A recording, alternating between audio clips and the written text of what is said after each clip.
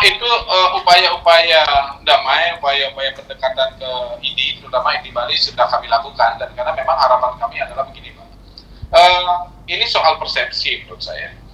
Menurut kami persoalan ini adalah soal persepsi, karena memang Jering dalam keterangannya baik kepada kami maupun di depan penyidikan itu jelas menyatakan bahwa itu adalah kritik, dan kritiknya itu adalah berdasarkan situasi saat per 13 Juni 2020 ke belakangnya itu banyak sekali berita-berita yang memberitakan bahwa ada ibu-ibu yang melahirkan itu kehilangan menderita kerugian karena ada prosedur rapid test di layanan kesehatan rumah sakit.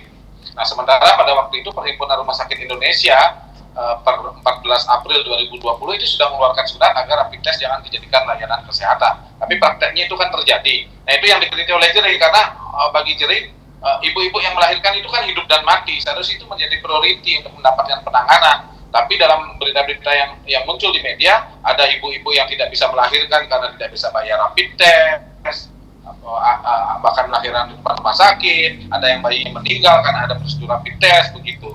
Itu yang ada di berita sehingga menimbulkan empati Jering, dan kemudian Jering mempertanyakan ini kepada ID karena Ikatan Dokter Indonesia ini dipandang oleh Jering sebagai organisasi, satu-satunya organisasi profesi kedokteran yang ada di Indonesia untuk menaikkan dengan tujuan untuk meningkatkan derajat kesehatan masyarakat, dan kemudian juga perannya adalah menjadi agen pembaharu atau agen opsin, sehingga Jering kemudian menyampaikan kritik itu dengan gaya bahasanya, termasuk misalkan bubarkan ID, saya tidak akan berhenti menyerang ID sampai ada penjelasan terkait ini, sampai ada penjelasan kenapa banyak hak-hak ibu yang melahirkan itu dirugikan karena ada prosedur rapid test yang dipaksakan, sementara rapid test itu faktanya memang akurasinya rendah atau ngawur gitu. Itu substansinya.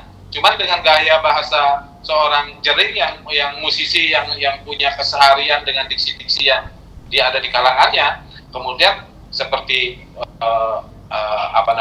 ID kacung WHO gitu misalkan, itu yang kemudian malah di framing, itu yang diambil dan itu yang dinyatakan sebagai pencemaran nama baik. Jadi ini persepsi-persepsi. Kalau Jering menyatakan ini bukan dikritik, kemudian diksi-diksi seperti itu sebetulnya tidak ditujukan untuk merendahkan ID, tidak ditujukan untuk menyebarkan kebencian terhadap ID, tapi bagi ID ini adalah pencemaran nama baik, maka seharusnya dua persepsi ini bisa ditemukan dalam diskusi. Dan Jering itu sudah mengajak juga diskusi secara terbuka kepada ID gitu. Termasuk di postingannya memang meminta ID melakukan penjelasan, bukan hal-hal yang lain.